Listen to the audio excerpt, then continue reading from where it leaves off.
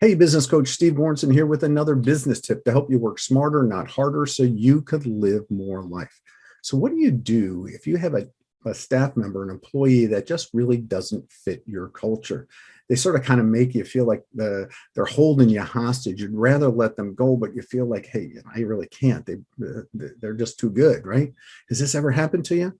Well, right now, I'm going to be sharing with you some strategies to identify who these people are, what to do about it, and help illuminate what the cost of them staying in your business really is. So, if you've ever felt hostage by a challenging employee, and I don't necessarily mean they're a bad person, but they're just probably not a really good fit for your company. They're really good at what they do, but maybe they don't fit your culture or they're a good team player. They're sort of like, if you really think about it, they're sort of like our kids testing us and pushing our boundaries. They know they got us because of their skill level, and we just let them get away with it. So the challenge with these folks as well is us. We don't let them go because they're really good at what they do, but they are a challenge because they don't get along with anyone else. They have this me mentality and not a we mentality. So does this make a little bit of sense? So I want to share with you what I learned from another action coach, Dan Holstein, on how to identify and deal with people like this. So I want you to look at over here on the screen. There's this grid here. It's a 2x2 grid. And on the bottom axis is attitude. On the left side is not so good attitude. On the right side is a better or good attitude. On the vertical axis, we have skill level. The lower end is not such a great skill. On the top is a great skill. So the question is where do we put our employees? How do we quantify or qualify an A player in our organization? Well, we'd like to think that they have a great attitude and great skills. So we're going to put them up in the top right-hand corner of the grid. So now the question is what do we do with our D players? These are probably the ones that we're probably our hiring mistakes, and we should probably let them really go to pursue success somewhere else, right? But we really should, and we shouldn't have even brought them on in the first place. So it's pretty easy to see that they're going to be a low skill, low attitude, poor attitude, and that's going to probably be down in the bottom left-hand square, right? But now it gets tricky. Where do we put our B players? See, some business owners, when I ask them this question, they say, well, they have to have a good skills to be B, so we're going to put them in the top left. And I'm going to sort of counter that a little bit, and so I'm going to put them down into the bottom right. See, they have some skills, but they haven't developed all the skills they need to be an A player, but they have a great attitude. So now this leaves our C players at the top left, right? And that means that they have a great skill, but maybe their attitude isn't where it needs to be. So the question is what happens if we keep C players in our organization? And guess what? Most business owners do, because they're really difficult to get rid of because they have a good skill set. We're afraid to let them go because what's going to happen? Who's going to fill their skill set, when they're gone? So what happens? Imagine this. What happens if we put an A player together with a C player? Now, that C player doesn't have a great attitude. They're pressing buttons. They're taking advantage a little bit. They're pushing those boundaries.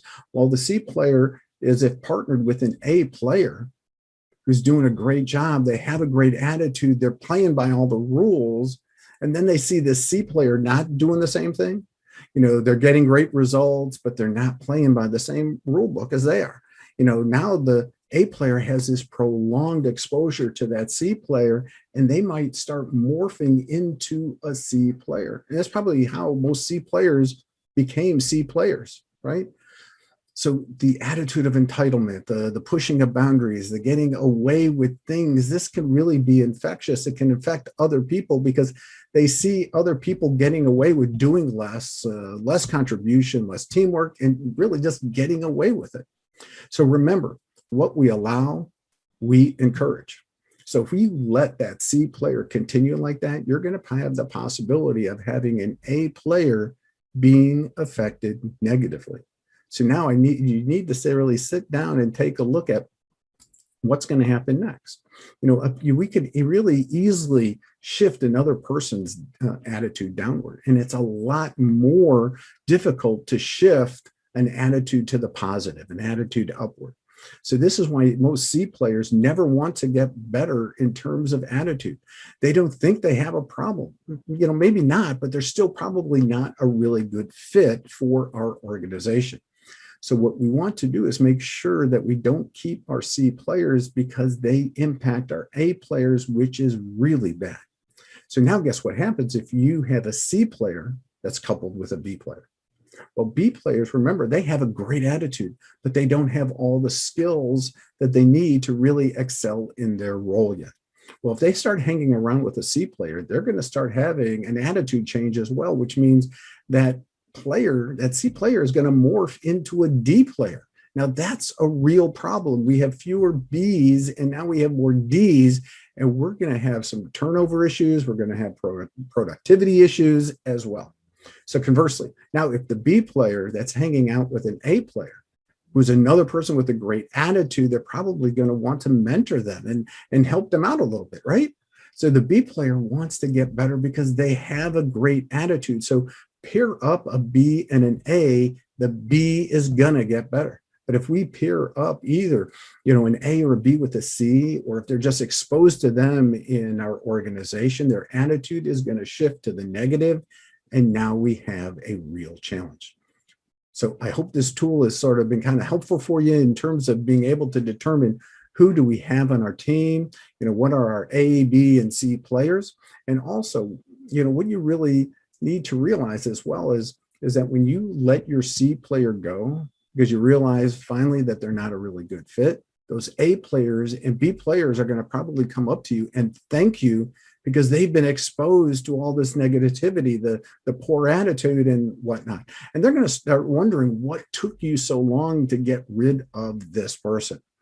So that's my business tip to help you work smarter, not harder. I hope you found this tip valuable. Again, if it resonates with you and you want to learn more about how to apply this to your business so you have a team of A and Bs instead of C and D staff members who are just really there to pick up a paycheck, schedule a free strategy session with me. I'm business coach Steve Goranson, helping real people get real results.